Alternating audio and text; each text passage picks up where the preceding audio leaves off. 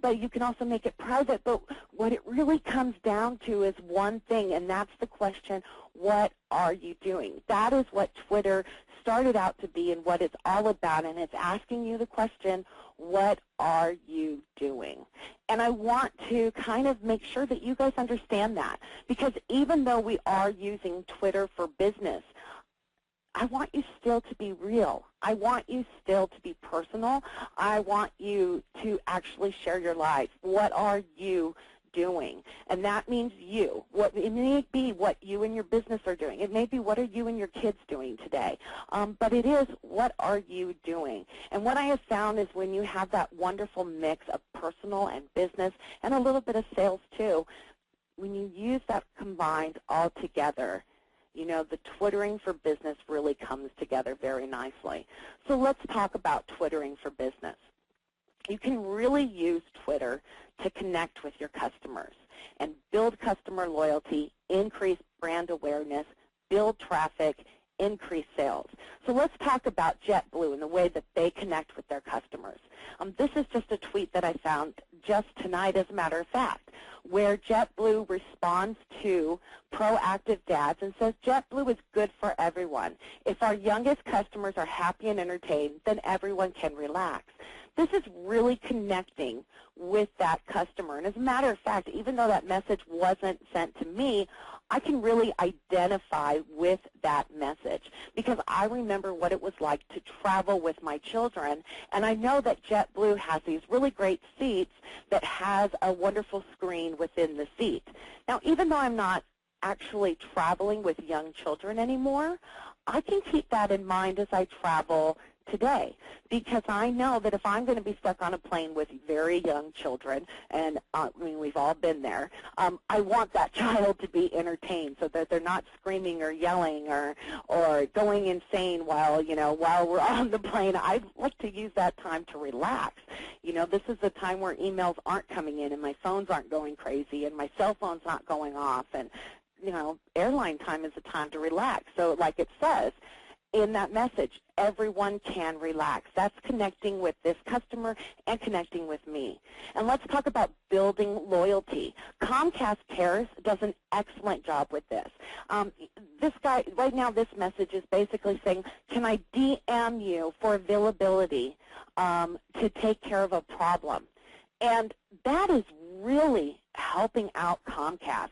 I know one night we were watching the UFC fight, and it just was not coming in.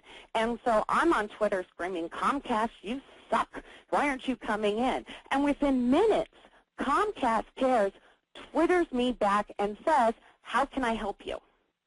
Immediately, I had an answer. I was on the phone for an hour on hold with Twitter, on the phone for an hour on hold with Comcast, trying to get them to fix the problem, and all it took was 5 minutes on Twitter going, and I had an immediate response. Not only that, they took the fight off of our bill. They gave us an answer immediately, and then they fixed it immediately as well off of one Twitter message. So really it was like, instead of me being really upset about Comcast, they really built that loyalty for me, and they do that for a lot of their customers. Now let's talk about building the brand. Home Depot does a really great job here. They're saying, hey, I'm glad I can help, but make sure that you stop by our local store as well, and I'd love your feedback. So what they're doing here by saying, I'd love your feedback, is they want you to not only go into the store, but come back and Twitter them again. And what that does is when that person comes back from the store and says, hey, at Home Depot, I did go to the local store and I found blah, blah, blah, blah, blah, all of that person's followers will see that message to Home Depot. And it might make them perk their ears up and say, hey, what does Home Depot have? So I want you, as I'm going through these, think about how you can, use this for your business. These are some just really great ideas. Now, for building traffic, I found a great post today by the Marriott where they're saying, hey, if you need more time to plan on this wonderful trip we have, just go ahead. Click here, and you can cancel it within 48 hours.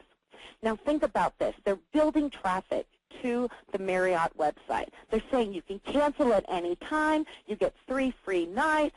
You know, all we want you to do is just come in and sign up for it. Now, let's really think about that. Why would they want people to sign up and then immediate cancel? They're adding people to their list. They're adding email addresses. They're getting names of people that they can say, hey, we're sorry that we didn't get to give you your 3 free nights this time, but maybe you'd like to join us next time. And that's constantly building traffic. And at the same time, let's think about it. It's also building that brand loyalty. It's also, you know, building up that relationship. It's doing quite a bit there. And then, of course, you can also use Twitter to increase sales. Woot does a really great job. They have several different Twitter accounts that you can follow. This is just one of their accounts where they say, one day, one deal. And that's exactly what they give you. It's a special deal that you can only get, and you get it on Twitter, and you get the updates, and they're sending constant traffic from Twitter to their website. And look at this, 728,000 followers. That's quite a bit. So these are some different types of websites that you want to look at. You know, definitely go out and check out what the big boys are doing in e-commerce and Twitter. And not only think about what they're doing, but also try to remember why they are doing what they are doing.